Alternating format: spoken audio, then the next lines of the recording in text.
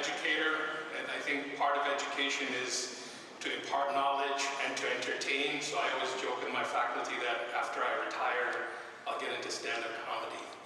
So we'll see how entertained I can keep you today. When I was invited, and thank you for the invitation, it was a wonderful opportunity, and I got to thinking, what do I want to do with this opportunity? What's the journey I want to share? So someone who's been in academia well over 20 years, consulting and advisory.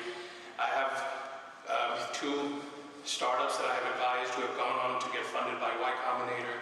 I have investments in multiple AI companies, 2 currently and 2 before, well before COVID and ChatGPT existed. So today's topic is about education and AI and how we can provide equitable and accessible access to education. So I want to start by telling you a story about Zoha. Zoha's a young mind. She's brilliant at the arts, design, visual thinking, but she struggles with math. She's okay in some of the sciences, but struggles in some of the others. She sometimes has trouble getting things done in a timely manner. She takes longer than her fellow students to finish tasks, but she has meticulous attention to detail.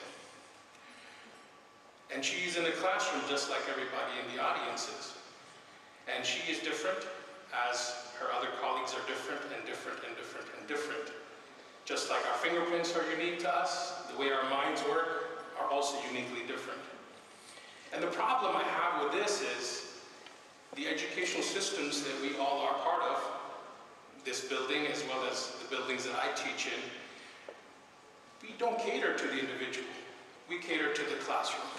We cater to the group. We cater to the cluster. But within that group and within that cluster, there are differences. As I just told you, everyone is unique.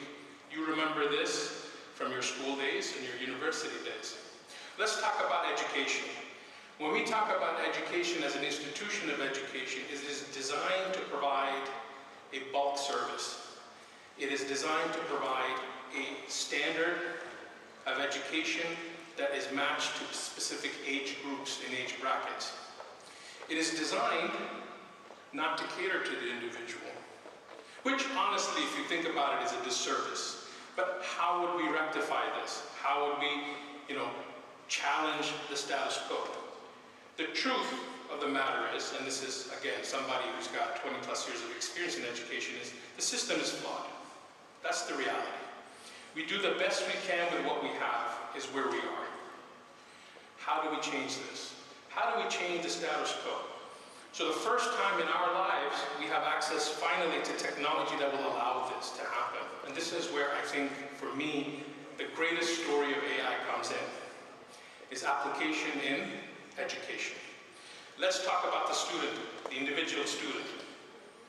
AI will now enable, through a handful of assessments, to gauge and measure the student's current capabilities, their strengths, their areas of interest, things that they excel in, and things that they have difficulty in and they need more support in. And using this assessment, AI will further be able to develop customized learning pathways, unique to each and every single student. And this is where everything gets absolutely brilliant. Whatever things that are of strength or of interest for a student, the AI will help accelerate it. Whatever things that are of weakness and trouble and difficulty, the AI will help develop additional learning modules that the student at their own time and pace and speed can learn. And this is truly going to change the current experience that the students have. Right now, they feel bored in class because they already know what's going on, but the teacher is forced to maintain a particular pace. Or they feel behind and they're struggling, and then they have to spend time outside of the classroom trying to catch up. So they feel overwhelmed and stressed and anxious. And because we want to teach everybody the same thing, we don't cater to the individual interests or the individual strengths. AI will enable all of these wonderful things to happen. So that's the student side. I want to talk about the educator side. So all of us educators try to do the best we can with what we have. But now, what we have has changed. What we have is access to AI. And there's great discussions about how AI will change the jobs, or it will change you, or you will not be required. If technology was going to change my job, YouTube would have done it. Khan Academy would have done it. But I'm still here. A lot of my faculty are still here. The role of us as faculty will change into what it should have always been. The role of an educator should have always been of a mentor, of a guide.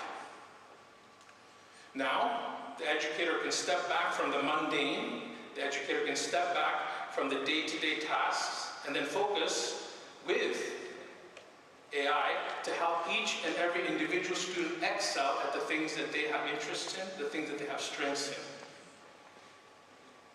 They can be the guide to help students, and I'll tell you 3 things, to the students to help them understand what their passion is, what their purpose is, and what their path should be to accomplish it.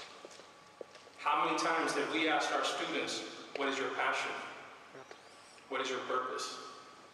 Students have been told one thing: do good, get to the next grade. Do good, get to the next grade. Do good, get to college. Do good, get to career. Do good, and you have hit success in life. Maybe it's time to reevaluate that measure. Ultimately, and it's interesting how you showed Tony Stark up there in the beginning. Good work, guys. I want you to think of AI not as artificial intelligence, but augmented intelligence.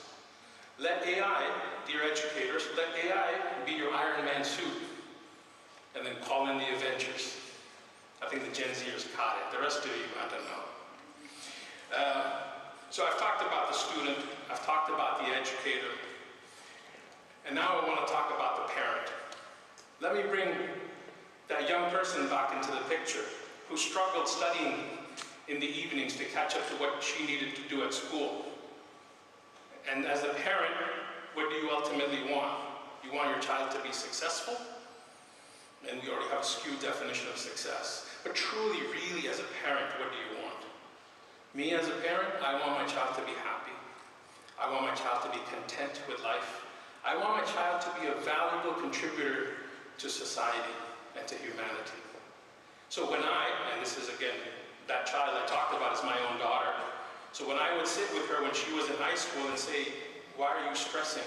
Why do you have so much anxiety? Why are you in a panic? It's just a test. It's okay. Baba, you don't understand. No, Baba understands. Baba's been there. And Baba's been teaching at university for well over 20 years. If anyone understands, I understand. You acing that test tomorrow is not success. How you're feeling right now, this to me is failure. Skip the test. What's the worst that will happen? I'll fail. I'm like, and? So what? You know what? Take a year off. Take a gap year and hang around with Baba. I mean, I think she wanted to hang around with her friends, not with Baba, but that's what I would have liked. Well, she didn't listen. Why? Because peer pressure. A lot of times we create toxic environments of hyper-competitiveness. And again, what is the measure of success? All of us know nobody asks for your grade when you go apply for a job. They'll do an interview. They'll assess you on the ability to perform the task they need you to do. Nobody's going to ask you in 7th grade math, quiz 5, what grade did you get? It doesn't happen. So as parents, I think our duty of care is to our child. Our educators, our duty of care is to those young minds. Because ultimately, these are the minds that are going to step into the future and build the future we have. And all of what I have said, we are all thinking about ourselves as educators or students or parents. But we've left out an entire demographic, or 2 massive demographics. 20 to 25% of all people around the world suffer from some form of mental health and wellness issues. Stress, anxiety, ADHD, dyslexia. Guess who can help with all of those? Customized learning pathways built using AI will help with all of those. And when we discuss all these things, it's important to look at the global perspective. And the global perspective is amazing. Right now, I have many young minds around the world in towns and villages where they simply don't have physical access to a quality institution of education. It's too far. We have lots of young minds who could be brilliant adults who don't have access because the language that the knowledge is available in is not the language that they know. So they have a barrier to learn another language to learn that knowledge. And finally, yay capitalism. Access to quality education comes at a very, very, very high price. AI will level this out. So we will be able to provide access to education for young minds around the world. We will be able to provide democratized access to education around the world. And we will be able to not just level out, but specialize, customize, personalize for each and every single student. So I'm going to conclude by something my mother told me when I was growing up, and I still hold that quote dear to heart. She said, "In the pursuit of excellence, be fearless." So I invite all of you to challenge the status quo, not to change because something is wrong, because it's not. We want to change because we want to make it better, because we can. And Brene Brown always said, if you know better, do better. Thank you very much for listening.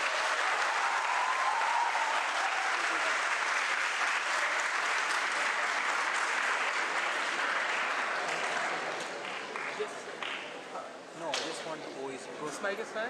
Yeah, this is mic. Because A guide for today's youth, a role model for education, and an expert in innovation and technology. Mr. Ali, we are thrilled to have had the opportunity